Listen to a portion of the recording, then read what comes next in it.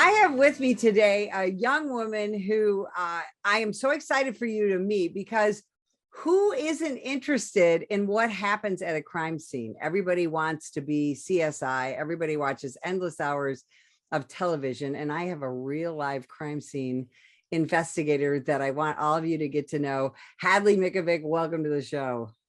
Thank you. Happy to be here. So let's get right into it.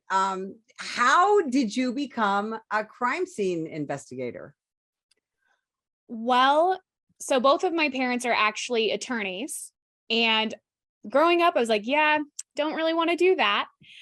And I initially started off thinking that I wanted to do canine, doing police officer work and stuff like that. And I found out fairly quickly that I don't have a lot of patience for people. So I really admire police officers and their ability to just handle multiple situations, multiple personality types. I kind of quickly figured that really wasn't my forte, but I still wanted to do something in the criminal justice field. And when I was much younger, before I got to college, I did a science program, and it was through Doane University, which I actually ended up attending later in life. And it was for women in science. And so it was like a week-long thing, and they presented all kinds of careers that you could have in the scientific world. And crime scene was one of them. And, I was in 7th grade. I probably wasn't supposed to be watching crime scene shows, but I remembered thinking like, wait, that's an actual thing. You can actually do that as a career. And so later, when I was kind of evaluating my personality, evaluating really what I was good at and trying to find something that would fit those things, crime scene came up, and I very quickly got a passion for it when I started taking those college courses, and the rest is history. So I'm going to guess that, your friends that aren't involved in the law enforcement profession they've got to be asking you things like, isn't it gross, or isn't it, and also we'll talk more about this. I think there's also a lot of people who think we can do things that we can't when it comes to crime scene. So let's address some of those. So let's talk about the ick factor. First of all, what's the ick factor in being a crime scene investigator? A huge ick factor. Things that you would have never really thought, about encountering. Definitely. I've had decomposition bloop on my head at a crime scene, uncovered head. Don't do that, by the way. I started wearing hats after that. You learn very quickly, but it can be anything. It can be anything from, a home that has had no heat and air conditioning, and maybe it's a hoarder situation, animal abuse situation. So maybe there's, feces everywhere, and that smell is obviously going to get to you. It can be cigarette smoke. It can be people who have maybe been there for 6 weeks, and you find them in the middle of summer in an unair conditioned building. And then it can also just be other things, just cars, that you have to spend hours in that have never been cleaned ever. And so you're just, oh, I don't want to, but you do get over it fairly quickly. There is kind of that ability to sort of compartmentalize. PPE is obviously a huge factor, especially when you consider things like DNA transfer and all of those other issues that you can come across into a scene. So there are ways, obviously, to protect yourself. Wear your gloves. It always kind of boggles my mind when I see old crime scene photos, and I'll see people, investigators standing around, and they'll have their, hand almost in a wound and it's covered in blood. And I'm just like, where are your gloves? But that really wasn't a big thing back then. So we've made huge advancements with just personal protective equipment alone, and, making sure that there's not cross-contamination at scenes just within the last 30 years. So that does help with the ick factor. Now, when you talk about advancements, when I started in the very early 1980s, really crime scene investigation, unless it was a homicide, consisted of a patrol officer like me with a little fingerprint kit that literally had a brush and some dust and some tape, and that was kind of it. And we have made, I mean, huge strides in my career as a police officer, huge strides in your lifetime.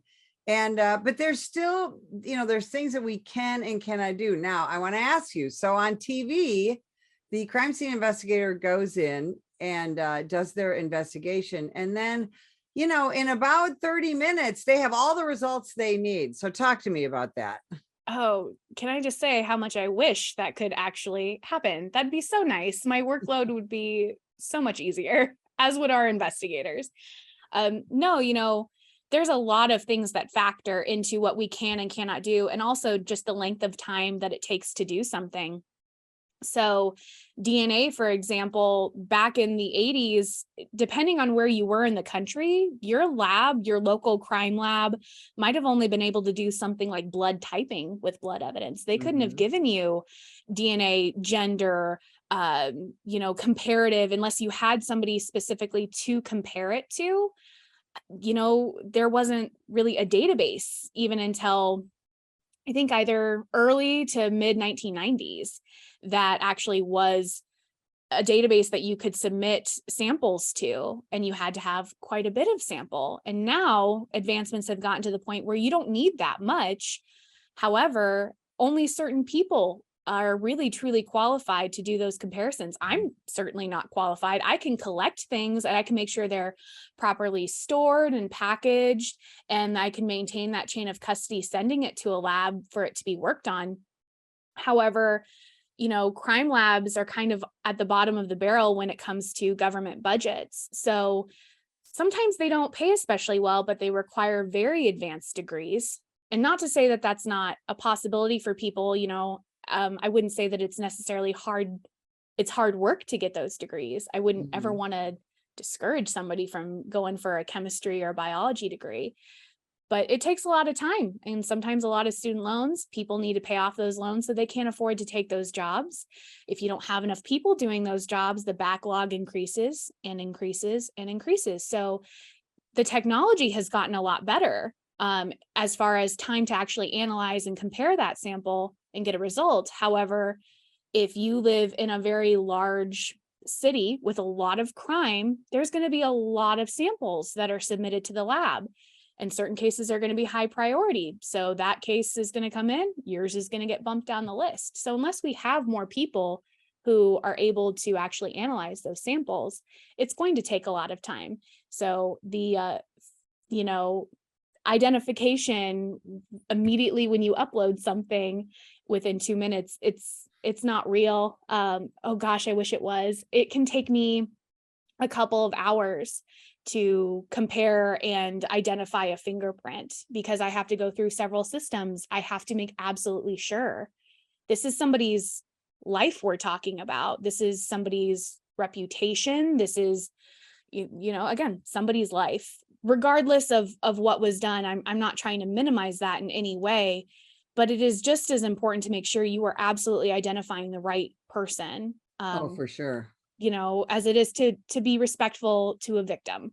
Right. Absolutely. And I want to ask you, when we're talking about DNA evidence, how important have products like 23andMe and Ancestry.com, how important have they become to our efforts to find somebody to match up this DNA that we've taken out of a crime scene? Oh, so it's just almost mind-boggling, because really that when you really think about it, that application has always been there, but really the technology wasn't as good to really make sure that you could get samples from very old evidence. So in way of cold cases, in way of identifying unidentified victims, which happens way more than one would ever hope to think, identifying suspects when you really have nothing except for maybe the sample, and maybe they've never committed a crime that would get them into a database, or maybe they have committed a crime but they haven't been convicted of it. So usually to end up in a database like that, you have to have committed a crime that would, at least in Iowa, you have certain standards, I suppose, that you have to meet in your criminal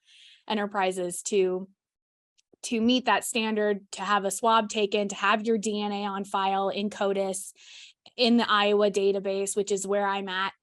And if they haven't ever gotten to that point where there's been a conviction or they've met that standard, you could submit their sample and it might come back to other, other matches that are unknown in the system, but there's not a person attached to it.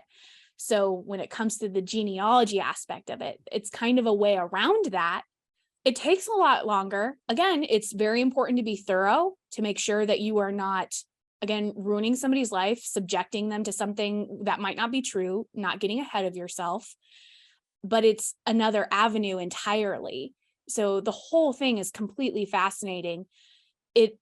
There are privacy issues that kind of come into play, I think, with those that I think will affect it in the long term.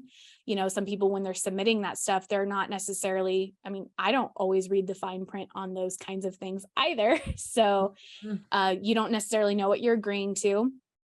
I know that some of those databases, those companies have an option now that you can click, like, you agree to have your DNA sample available to law enforcement, Right. or for them to view it. Now, if you don't choose that, the company can say, hey, we do have a genealogy, a genealogy lead, if you will, but that person hasn't given us permission. And so then the company could contact them and say, hey, can we have your permission? Like, something's come up, and then they can kind of decide for themselves. If they say no, though, that's another roadblock, and you have to figure that out. Well, and I think the courts, as technology changes and science changes, I think we're going to see more and more of that in the courts, deciding, like you said, what's private, what's not, what we can get through these, various services that most people just do for fun or entertainment, or to find more about, their ancestors and all of that. And you bring up a really good point.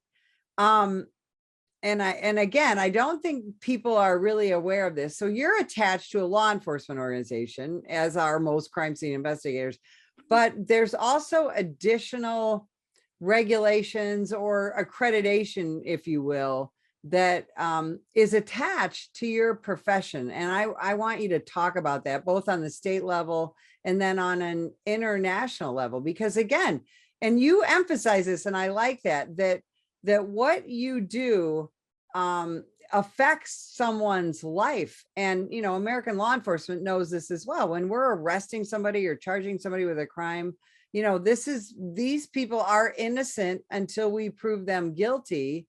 And so we want to make sure that the evidence that we're presenting and utilizing for this investigation is absolutely accurate. So let's talk about some of the regulations and the association that helps regulate people like you. Yeah.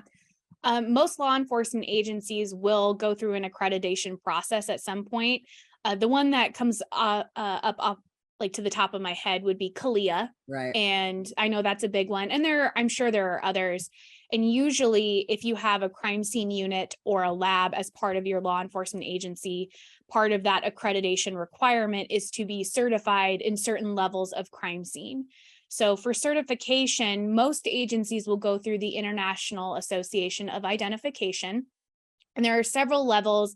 There's, basic crime scene, there's advanced crime scene analyst. They have latent examiners, I think ballistic examiners, tire, footwear, impression examiners, all kinds of different certifications that are available depending on what your specialty is or what you do for your agency. So you will have to usually work in the field for at least a year. You'll have to have so many hours of training that's approved by the IAI, as we call it. Usually they're just through forensic training companies, and there are several out there, and they all have really great classes. And usually even just one class is going to be 40 hours. So you take one class and you've got your training requirements done. You take a very long test proctored by somebody, and then you either get your answer, and then you get a wonderful piece of paper that you can frame that says you are certified. It's great for court, obviously, as well. So there are several other benefits. You get access to all kinds of training and procedures. New things are happening all the time in forensics. So, I mean, when I think about how technology has just advanced in 30 years, imagine what it's going to be like in 30 more. So you're going to have access to that information by being a member of the International Association of Identification, being certified. And one of the other benefits that they have is especially in the US, they have divisions, so state divisions. I am the vice president of our Iowa division of the International Association of Identification, so the Iowa IAI. And we do, like basic crime scene processing, advanced crime scene processing classes. We get information out to our members saying, interesting articles, ways to do things, certain procedures that you should be following, best practices, etc. And then we also have our annual training educational conference that is held every November. This year, it's November 15th through the 17th in Ankeny, Iowa. And it's going to be a variety of different things. Like this year, we have forensic anthropology for beginners, ancient remain discoveries, environmental deaths, case studies, stage death investigation, which is always a terrifying situation. So the more training you have on something like that, the better. Digital evidence, daytime laser photography, tons of case studies all over the US and even from Canada this year as well. So it's a variety, and every single state has something like that. So if you are a law enforcement officer, and it's for sworn and civilian, like anybody who has any sort of part in the crime scene processing area, I think should really consider being a member of either the international parent body or their state division, because it's just a fantastic resource, and it's usually very cost effective as well. So, well, and it sounds like a great way to keep up with your training, because again, you absolutely have to, I would imagine, every year attend additional training just to keep up with new things in the profession, right? Yeah, you usually have to recertify, I think, every 5 years or so. And so again, you have to have that 40 hours of training. You have to have continuing education as a condition of your active membership. And so that's a really good way to get those things. It's also a fantastic way to get training to agencies that maybe don't have the budget that bigger agencies do. So a very large law enforcement agency is going to have a huge training for budgets. A smaller rural one, not so much. So they can't necessarily afford to send their people to Florida, to Nevada, to, and I just name those two because those are where a lot of trainings I see happen. They can't afford that. So being able to go somewhere in their state for only a few days, be able to take a lot of information back to their agencies is a huge benefit, especially in this day and age of COVID, where some agencies won't even let you travel that far. So right. If someone's interested in being a crime scene investigator, and I have talked to hundreds of young people who are interested in it when I've gone to different recruiting events and things like that, everyone's interested in it. What do you recommend young people do to prepare themselves for a possible career in crime scene? So along with an education, usually you have to get at least a bachelor's degree. I would recommend, if your school has a forensic science degree program, going through that, but also doing maybe a hard science like chemistry or biology, only because you have more job opportunities available to you, as opposed to if you just go for criminal justice or forensic science. Getting internships in that field, because there's nothing worse than paying all that money to go to school to find out that you can't do it. Right. And there's nothing wrong with it. There's absolutely nothing wrong with it, but I would definitely recommend kind of getting your feet wet early, and then also be prepared to move. Yeah. I have a lot of young people that come to me too that say, I want to do crime scene, but I don't want to leave the area. And I shrug and say, these jobs, they're very competitive. They are few and far between.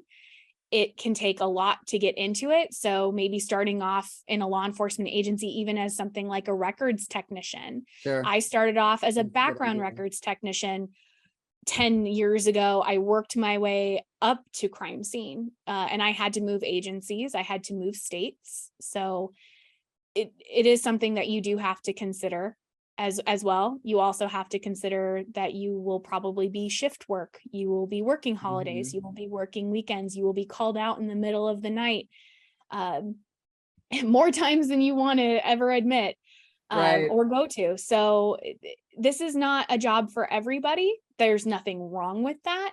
You can still have a career in forensics. It might not be crime scene, but you can still contribute to the criminal court case process with another area of forensics. It's just as important. It's just as necessary. Right. So, and just as interesting, I think.